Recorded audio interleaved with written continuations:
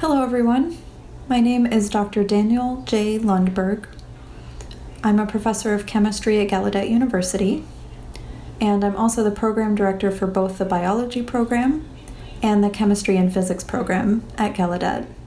And I'm excited to be here sharing my journey with you as a deaf scientist and how I came to embrace my love for the sciences. Here's an outline of my talk today.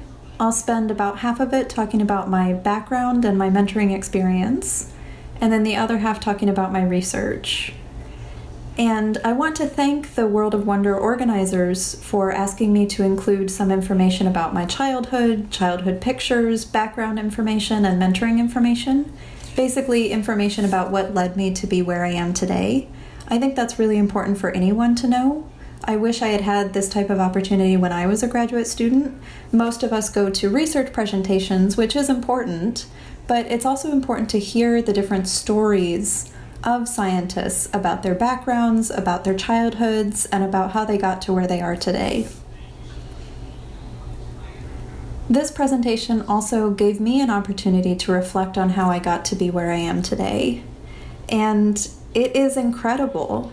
I had so many doors of opportunity that were open for me, and it's hard to look back and think about what might have happened if I had picked the wrong door.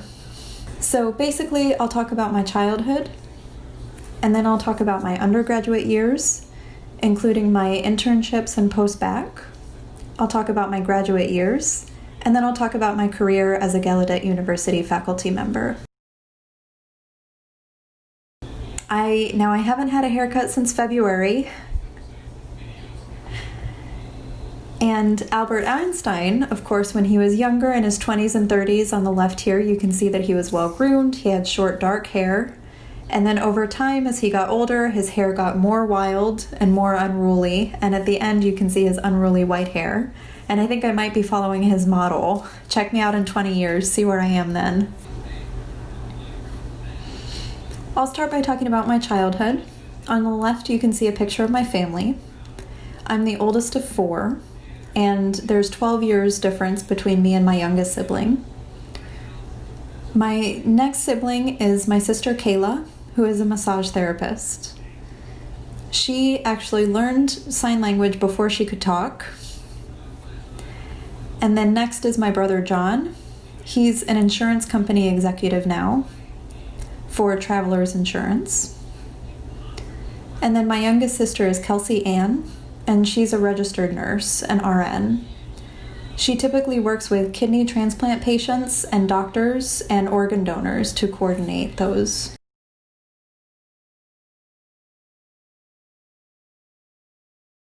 I want to emphasize that I had a very positive and supportive upbringing.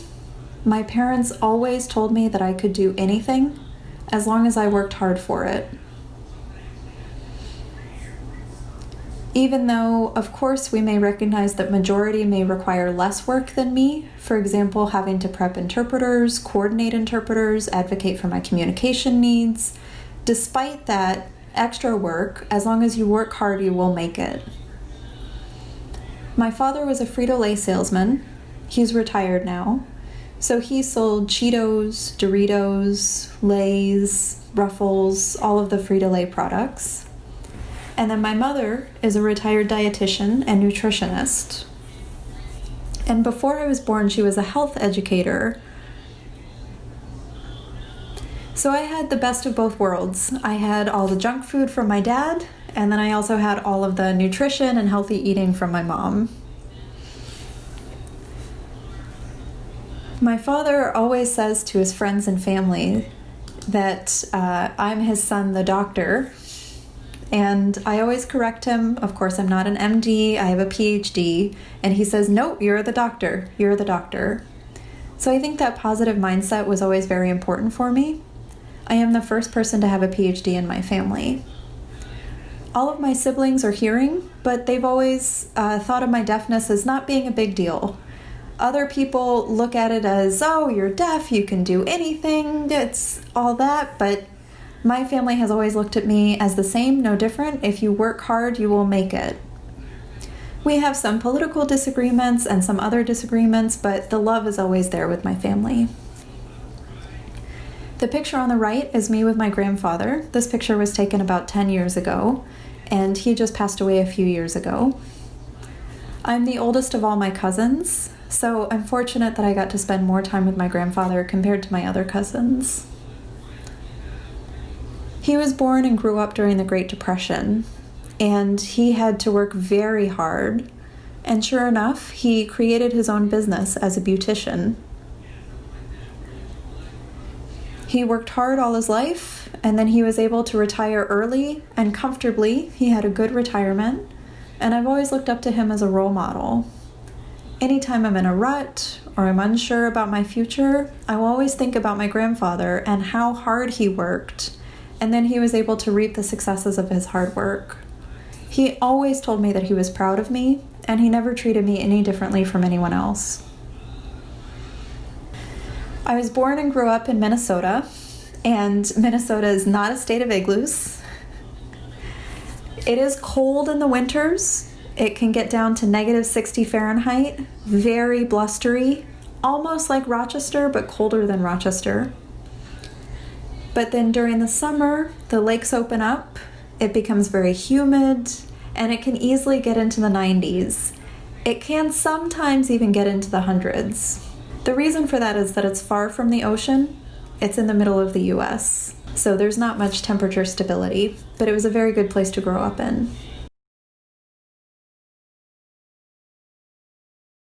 When I was 15 months old, I got spinal meningitis. And because of the spinal meningitis, I forgot everything. I forgot how to walk, I forgot how to talk, I forgot how to feed myself. Everything that I had learned, I had to relearn. When I was sick, the doctors did a brain scan and found that my entire right rear lobe was dark, meaning that there was no neural activity at all. And the doctors warned my family that I may die or that I may be developmentally disabled as a result.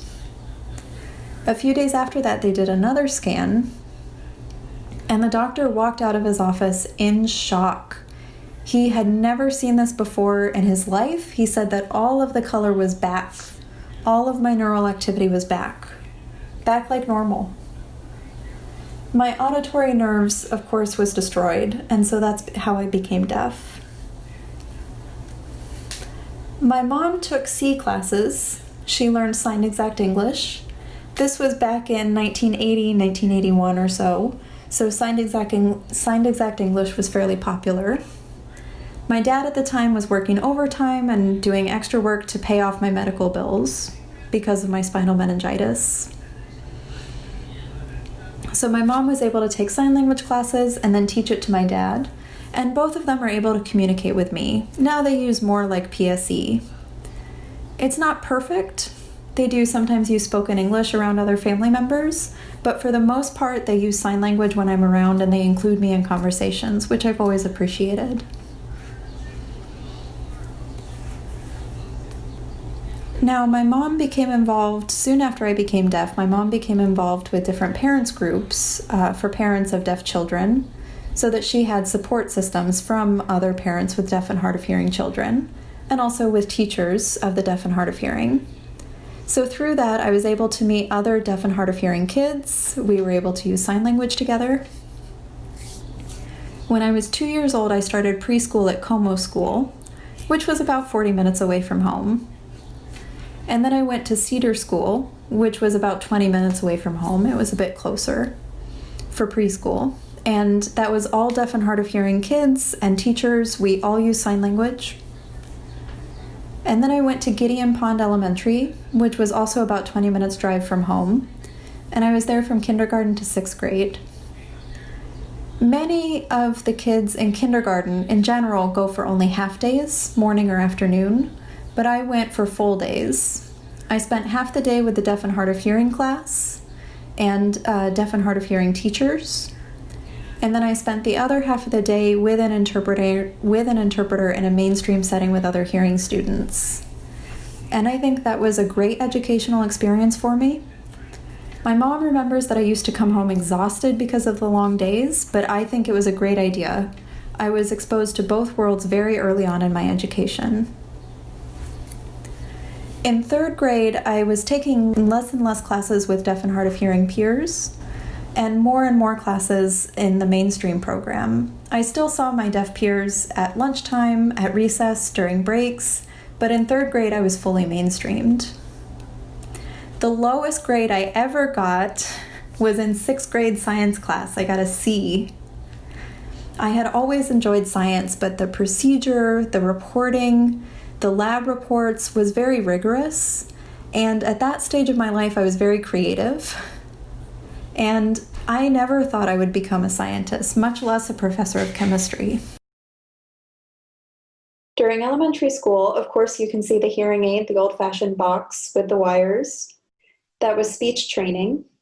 Of course, I had a hearing family and I was in a mainstream program, so I often tried to assimilate into that program. I wanted to please the audiologists, my family. For example, for the audiological testing, I wore the big headphones with them behind me, and I could feel the vibrations. I couldn't hear the sounds, but I felt the vibrations, so I was able to raise my hand at the right time when they played a sound. So instead, they gave me earbuds. And as I became older in elementary school, I realized that it really wasn't working for me. I got no benefit from hearing aids. What was most important for me was sign language. I can't hear. So I told my parents that I wasn't interested in speech training, and they agreed to it. They removed all of the speech training time from my schedule. I also had speech class and lip reading class, and I've always been a good lip reader. I'm very good at lip reading. I think it's a lot of fun. But speech, I was never any good at it. I can't sense my mistakes. I can't hear my mistakes. I would look at a computer screen and look for the sound waves, feel my throat, feel the vibrations, blow on a feather. The speech therapist would sit right next to me, and I was always uncomfortable with that. So around fourth or fifth grade, I asked my parents if I could also not go to the speech classes. I was still interested in lip reading, but I wasn't interested in speaking. So instead, they replaced my speech classes with idiom training. For example, burning the candle at both ends, or red tape. So my parents were happy to replace that. They told the school to make the change, and they did, and I'm very grateful for that as well. I think this picture of me is from around ninth grade, but I'm not sure exactly. Obviously, I was much younger. Junior high school was tough. In seventh grade, I started wearing glasses, big glasses, and I didn't really like that. Of course, around that time, around puberty, kids also start forming cliques, and that was difficult. I also, of course, had to ride the short white van, the short bus. Gideon Pons Elementary School was 20 minutes away from me. It wasn't in my hometown. So I would try to hide under the window in the van every day on the way to and from school. I wanted to ride the yellow bus like my peers. I wanted to be able to bike or walk home. I wanted to be more like my peers. So in junior high school in seventh grade, when I was moving up to junior high school, I asked to go to a school that was closer to home so that I could ride the bus with other neighborhood kids who lived close to me. And my parents were fine with that. So I was able to move from the program with deaf and hard of hearing teachers and other peers to be the only deaf person. There was one other deaf person in school with me, and then 2 hard of hearing students with me. But I was in a fully mainstream program. Of course, all of the other students were new. It was a new school, a new program. It was very difficult. I didn't like lunchtime. I didn't like long breaks because I couldn't understand what everyone else was saying. I often got to school early because of the bus, and I would go straight to the library and read during those breaks. Despite that, I loved school. I loved academics. I enjoyed classes like life sciences, which is mostly the focus of 7th grade. I enjoyed learning about animals. I was fortunate to have very great teachers. The one class I had in 7th grade, the life science class, was huge and had about 50 different animals who lived in the classroom. And that really made me love science. I had good science teachers. I was able to take electives like wildlife biology, anatomy and physiology, and chemistry. I really enjoyed high school chemistry. My high school chemistry teacher, one of them was Irish and had been in the Irish Republican Army, which, is known for making bombs and all that. And I thought that was very cool. So I did something mischievous. At the beginning of the semester, the chemistry teacher sent out note cards to all of the students and asked us what we expected to learn in class this year. And I said, I want to learn how to blow stuff up. And I gave that into the teacher. And the next class, I was so embarrassed because the teacher read many of the comments to the class and pointed me out, read my comments. All of my classmates laughed, of course, at how immature I was. But I had expected the teacher to scold me, to say that safety is the most important thing. But instead, they said, we will blow things up. I thought, wow, she made science very fun and very hands-on. And junior high school, I had great experiences in my science classes. And my social skills had improved by the time I was in high school. I was more mature at that time.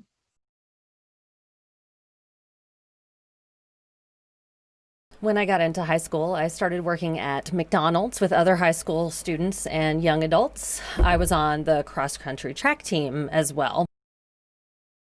In junior high school and high school, I was involved with different deaf organizations, including the Junior National Association for the Deaf.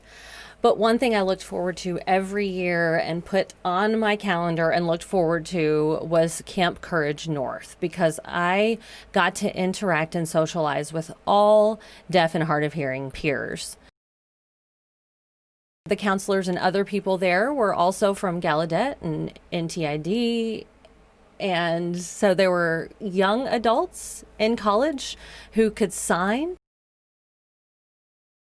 Their stories that they shared were incredibly powerful, and I just had some amazing experiences at that camp and during this time, and got so much support from my peers there.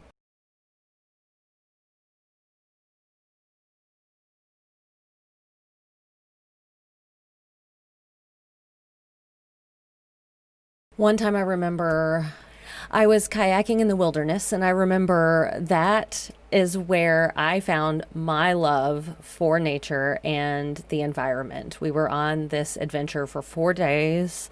I was able to let go of the outside world and de-stress and then get back to the daily grind. When I was nearing my high school graduation, I was getting a lot of information from colleges on the East Coast, West Coast, the Midwest even. I considered going to the University of California at Berkeley. I also got an offer from Gallaudet University with a full ride. I was definitely ready to leave Minnesota and get as far away from home as I could. My family rented a white van. We all piled in to drive across the country to Gallaudet University.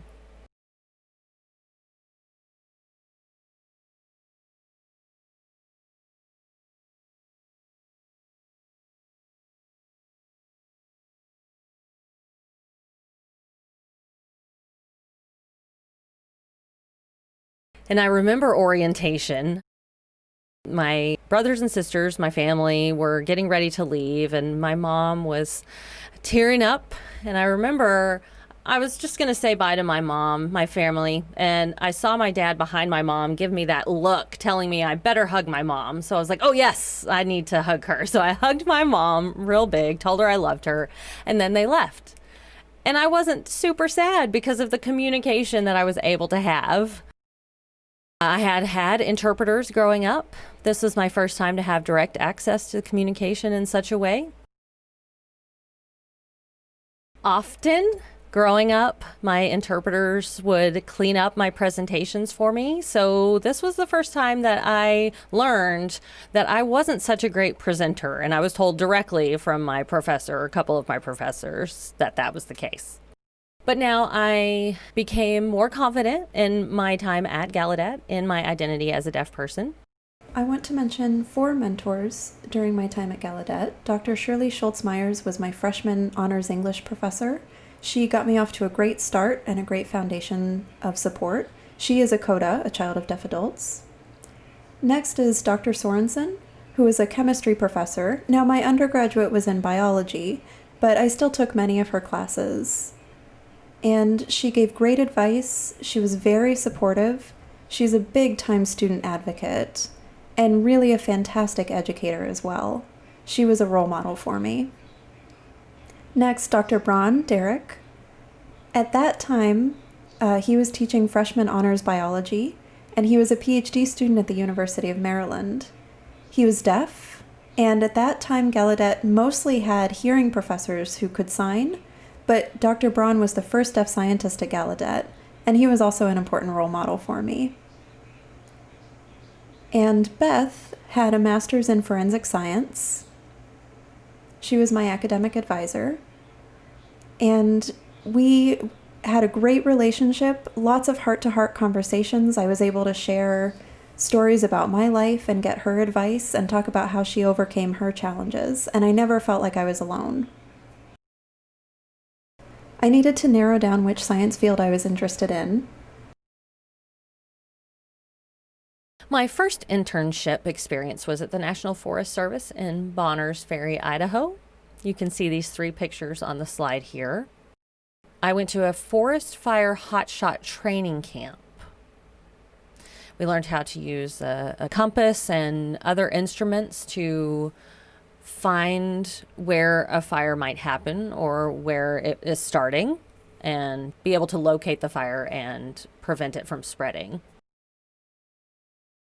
The far picture on the right, there was a person down there to catch me in case I went too far or started to go too far. It snowed in June, and I loved the mountains. But I remember standing in Idaho,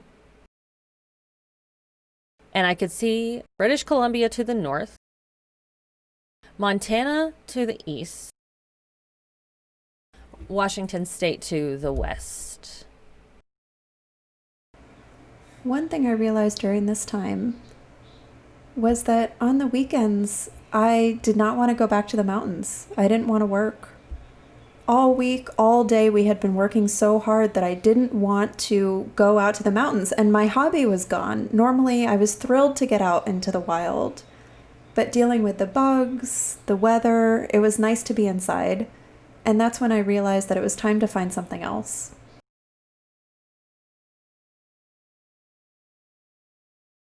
My second internship was in biochemistry at James Madison University. You can see the Blue Ridge Mountains in the back of the picture here. It was so beautiful, just the differences in the landscape around me.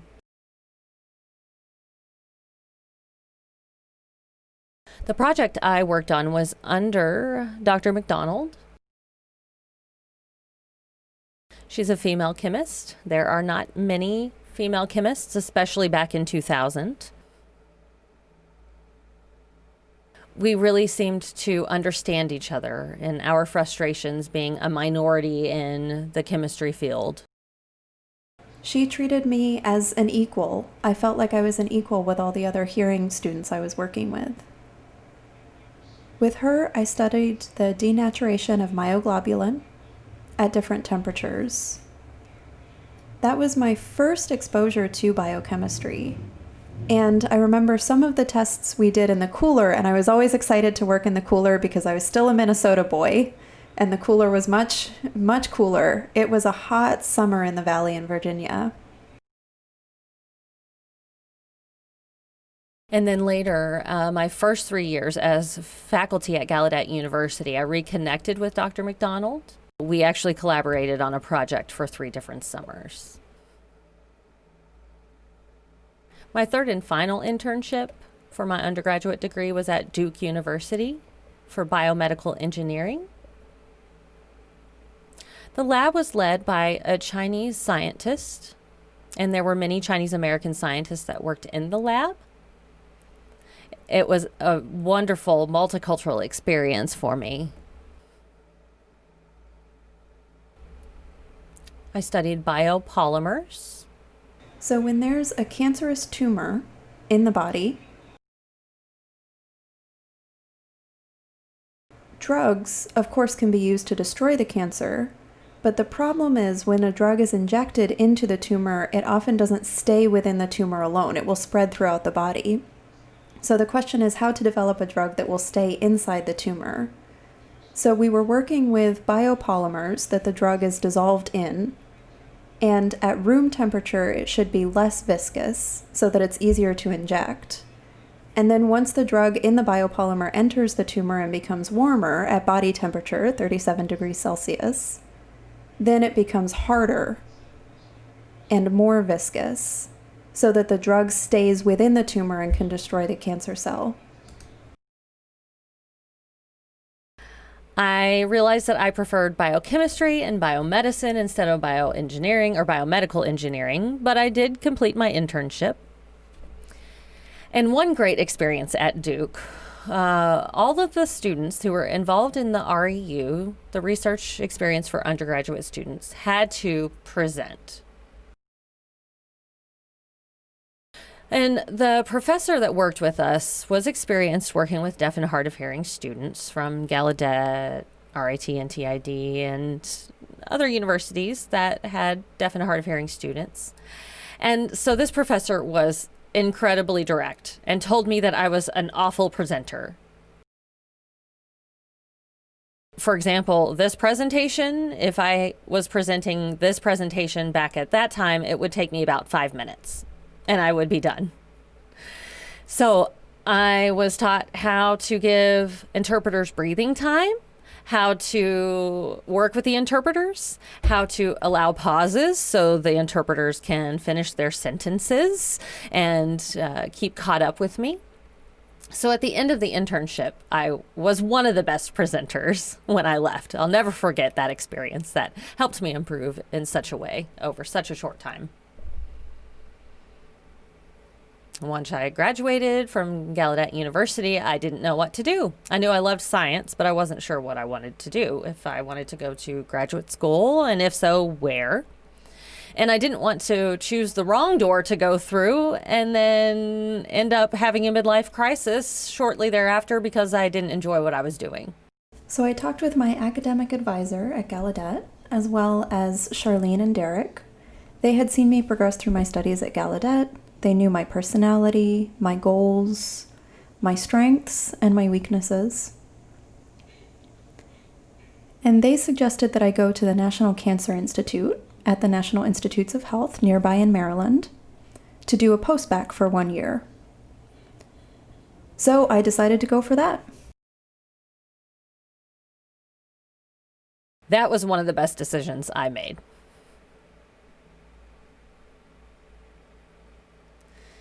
In 1 year, I contributed to 10 different publications. Now, not all of those publications were actually published in that 1 year, but I contributed to a total of 10 publications within that 1 year. There were individuals on our team from Harvard, from MIT. Dr. Lundberg was my mentor and signed a little bit. There were international researchers on our team from Hungary, from Austria, from Germany, from the United States, of course. But again, it was a multicultural experience and such a fun time for me.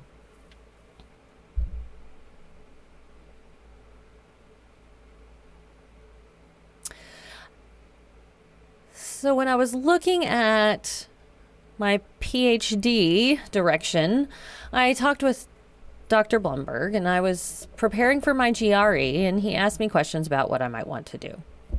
So if you see, these are 2 projects that I worked on, but the bottom one, the characterization of the interaction of enginol, so-and-so, you can read that. For this project, scientists all around the world sent us different samples of ligands, which are types of drugs, to the NCI, and we screened them. This was the preclinical stage of the research. And once we analyzed them, if they looked promising, we would send them on to the next level. And then if they failed, we would discard them and let the scientists know that they needed to develop other medications or just give up on it. So this one, ingenol 3-angulate, looked very promising. It came from Australia. It was a peptin, I believe. And the scientists from Australia flew to our lab. This team of authors that you can see on this paper flew to the lab. They met with me. I had interpreters. And they treated me the same as everyone else. It was a great experience. And I just checked about how the status of ingenol 3-angulate and found that it is in fact used to treat actinic keratosis.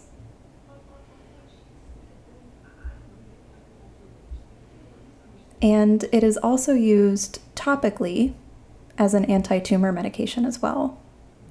So it's very cool that I was part of that drug discovery process.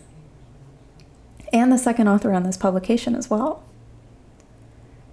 The second project you can see at the top, the analysis of structure, activity, and so on. We developed different ligands that antagonized or connected to the vanilloid receptors. That's the same idea as the capsaicin receptors. So typically hot temperature or spicy peppers are correlated with pain. And we found that those receptors could be desensitized so that the patient would feel less pain, because of course cancer typically causes a lot of pain. So that's why we did that research. And of course, you know, opioids, you start off with patients at one dose, for example, morphine, and then the patient's body builds a tolerance, so you have to increase the dose, and then the body continues to increase its tolerance as you increase the dose until you finally reach a point where you have to stop because the adverse effects outweigh the therapeutic benefits.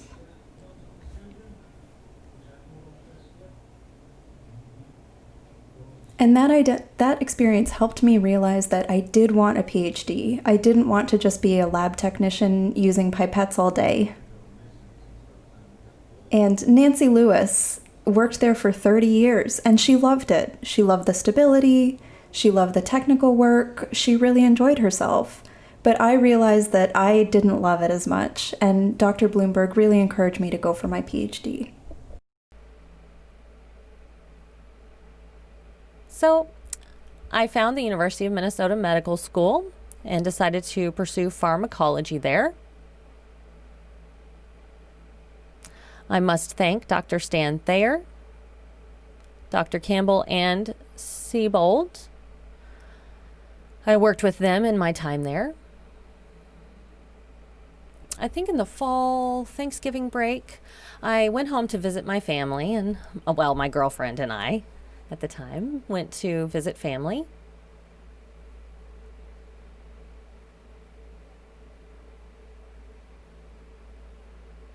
I decided to meet with Colin, and this was prior to entering medical school. Decided to meet with him. He let me know that he would be willing to meet with me whenever worked for me. So I then let them know that I was deaf and needed an ASL interpreter. Now, mention that in my first contact with Colin, Dr. Campbell, I let him know that, or did not let him know that I was deaf. So then when I told him I would need an interpreter, he said, sure, but I don't know how to find an interpreter. Could you help me do so? I realized that this would be a good process likely because he seemed eager to help. So I found a link for the disability services, connected him with the appropriate people. I arrived for my meeting and really was impressed on all parts, on all ends of the process. So I went to take a look at the department, and then one of the interpreters and I went to the Interpreter Services Center to meet the interpreters that might potentially be working with me. Other friends of mine said that typically their graduate experience involves contract interpreters, which is really tough. Interpreters have to learn the specific jargon for the field, for the classes. They have to learn how to voice appropriately. And if there are new interpreters swapped in and out all the time, it can be difficult for everyone. If you have an excellent graduate program but lousy interpreters, it can be very difficult to succeed, or vice versa.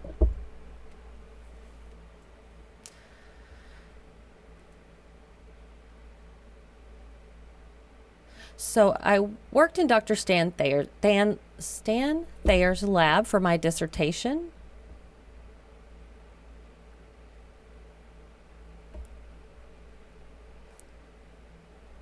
He researched cannabinoid receptors, and I was interested in learning natural impacts or effects. And it would be a continuation of some relief work that I had begun looking into the previous year. So the cannabinoid modulation of synaptic transmission was my dissertation topic. And this was before we knew all the benefits of CBD. So at that time, there was a lot of resistance to this topic, although it was a great party conversation and good conversation starter. People would ask what I do, and I would tell them that I was looking at cannabinoid modulation of some synaptic transmission, and they'd say, "Oh, you work with weed?" And I'm like, "No, not really. This is actually what I do." But anyhow. Some people on my team in my lab did learn sign. Some individuals and mentors would just write back and forth with me. This was before iPhones. We did use computers to instant message back and forth, but often there would be conversation happening between my peers, and I would ask someone to fill me in, but I didn't often do that because I knew that they would get sick of me interrupting and asking them to tell me what was going on. So I then, at times, would sit down with an interpreter. Maybe if there was a last-minute meeting and there was no interpreter available, I would, write back and forth with the individual. But if an interpreter could be available, we would pull them in. You might remember AOL Instant Messenger. That was a tool that we did take advantage of. For our weekly lab meetings, we did get regular interpreters for that. And for my dissertation defense, on my last slide, I did thank and acknowledge the interpreters and did note that they should receive an honorary degree because of the work that they did with me for my dissertation.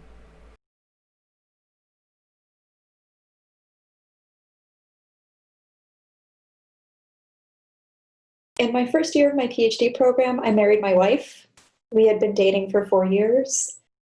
She taught me so much about how to handle conflict, how to socialize with others. And as a non-scientist, sometimes I would explain my work to her, and she would ask questions that got harder and harder to answer. But it was good practice for me to explain my research to someone who wasn't in the research world. And the picture of us on horses is in Colorado for our honeymoon.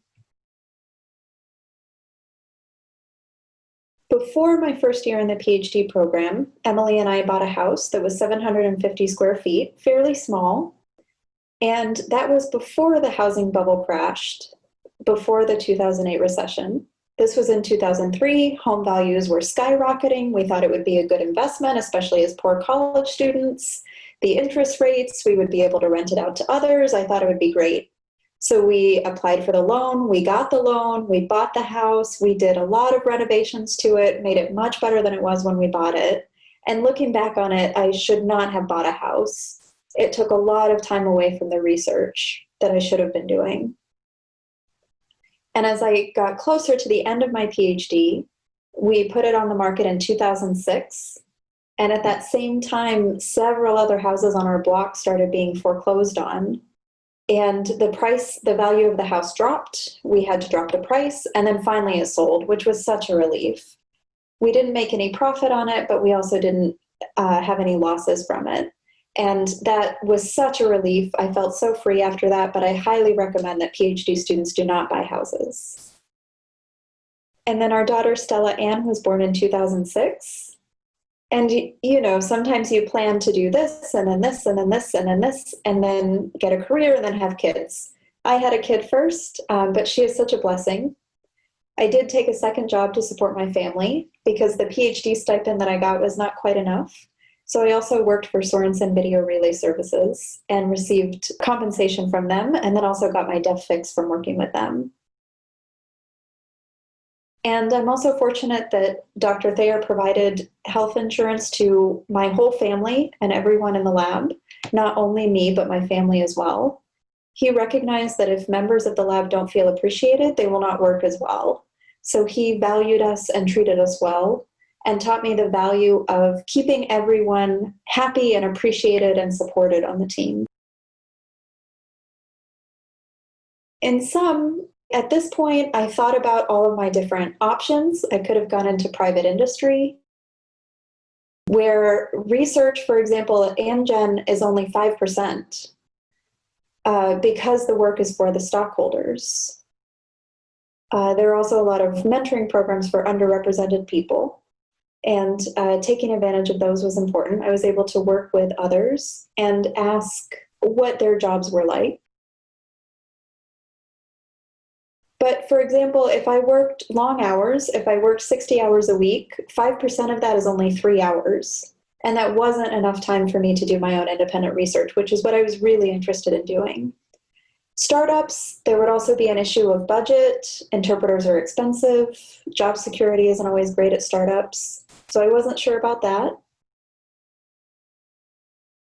I was in a bit of a rut towards the end of my PhD. I was having a hard time with the data. I saw undergrad students at the University of Minnesota, getting on campus, bright-eyed and bushy-tailed, and I thought, maybe I picked the wrong field. I don't know.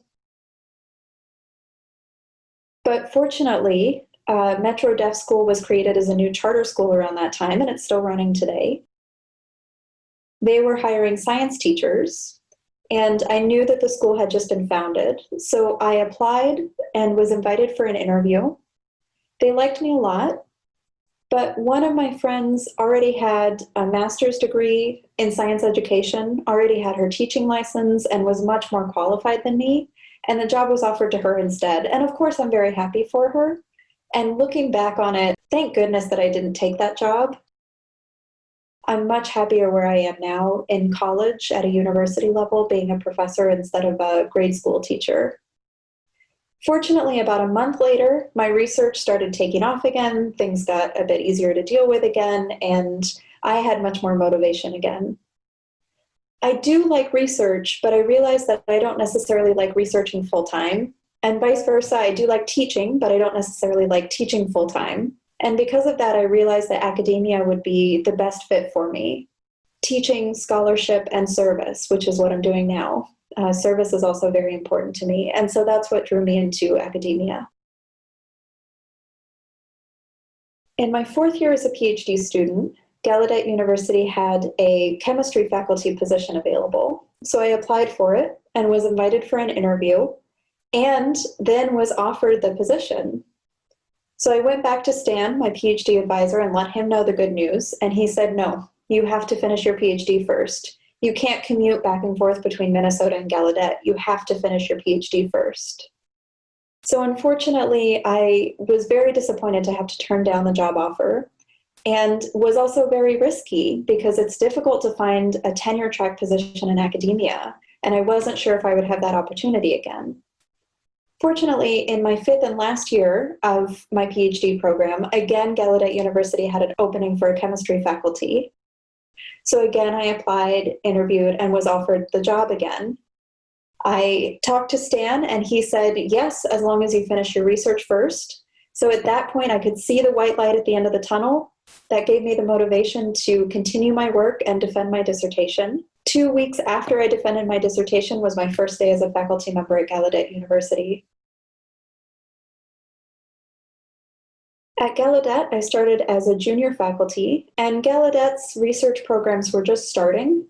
In the past, they had been primarily focused on education. That's why I did my internships in other states, but they were growing their research programs on campus. They were founding new labs. And there was a new molecular genetics lab that had just been created. So that gave me the opportunity to work with NIH again and to work on new protein isoforms to target cancer stimulation pathways. That gave me the opportunity to bioengineer the isoforms and then had to send it to NIH for testing and assays. So that was a great experience, and I was able to be the second author or co-first author on this published article. And of course, I didn't want to work in the lab all the time. So I was also able to work at JMU, James Madison University, for 3 years in Dan Dowley's lab as a visiting professor, where we studied water quality in reservoirs. I was able to work with Gallaudet and TID and RIT students and hearing students as well, which was a lot of fun. I was also able to bring that summer research experience from JMU to Minnesota, my home state, where I typically stay during the summers. For 5 years, I've been collaborating with Dr. Carrie Solomon. Carrie Solomon has been researching the Anacostia River and the water environment in the river. I was interested in looking at Minnesota lakes and reservoirs, and so we were able to connect and work together so that our students can also work together. I also collaborated with a local community college so that I was able to work with their students as well. And this has been such a rich experience because my students work on a specific lake and then they deliver the results to the lake association of that lake. So that means people who own property on the lake, private homes, cabins, people who are there on vacation, as well as resorts and businesses. They, of course, are curious about the status of their lake and the water quality. So my students are able to present to them through interpreters, of course. And that's a great experience for everyone because my students can present to real clients, and the clients can see that deaf and hard of hearing people can be successful scientists and be exposed to that. Here you can see Kelsey and Brant, 2 students who worked with me last summer. And then the Paul Bunyan Extreme 5K that I ran with my daughter on the right side there. So that collaboration with Central Lakes College, through that, I met a faculty member there who taught us about geographic information systems, abbreviated GIS. And what that does is allow you to see layers of data overlaid on top of each other. So you can see as many layers or as few layers as you want to see at one time. For example, you can see an aerial photograph of a lake and the land surrounding it. And then laid on top of that, you can see the elevation map, and then the watershed boundary lines, which means where water comes into the land, how water comes from the land into the lake. You can also see land use maps, meaning whether it's wetlands, forest, privately owned, etc., residential. So you can see all of these different layers, one on top of the other. And GIS is a powerful system that's also beneficial for identifying pore spots in the lake. So in other words, that's where water pours into the lake from certain points in the surrounding land areas. And that gives us the opportunity to test water quality and any chemicals that may be present in those pore points. If we find that one of those pore points has a high concentration of pollution, we can look further on down the line in the watershed to identify where that pollution is entering the water system. As the director of the biology and physics program and chemistry program, my work on administration is more now, and I'm less able to do research and teaching. But I do enjoy working on GIS, and I'm able to work with deaf students who are GIS majors and help contribute to their research. I'm also excited to attend a conference in California next week.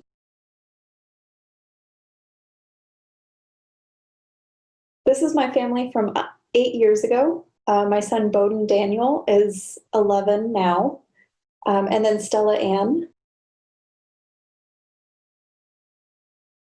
He was born in 2011, a bit of a blooper, and Stella Ann, of course, was born in 2006. So this picture was 8 years ago. I also delivered Bowden, which was a powerful experience. With the help of a doctor, of course, not alone. And then this is our family now. And it's incredible to see everyone 8 years older. Stella is 13 and Bowden is 9. They were a bit easier when they were 7 and 11, but now they are 9 and 13. And wow, time flies, especially when you have children. So now this is my final slide with some summary advice. The first is to have mentors in different parts of your life. Mentorship is very important, and it's important to keep in touch with your mentors. Don't lose touch with them and only contact them when you need something, but keep in touch with them regularly, and then when you need something, they'll already be there for you. The second is that first impressions matter, and you have to think about communication. Hearing people often don't know how to manage communication with a deaf person. They're afraid of offending us, but it's important that you work with them.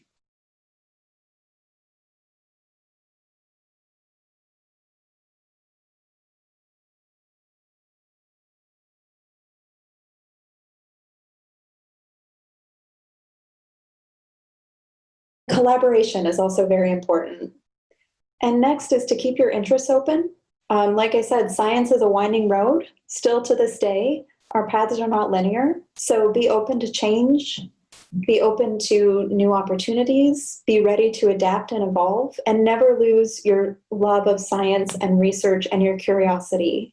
So keep doing what you're doing, but at the same time, keep an eye out for what else is out there. And next, be stewards of our environment. It's important to have good communication skills, both to communicate with other professionals and to communicate with lay people. Not many people have good access to quality education in science like we do. It's easy for us to feel superior to them and to talk down to them, but it's very important that we work with them on their own level because these things like COVID and climate change are so important for everyone.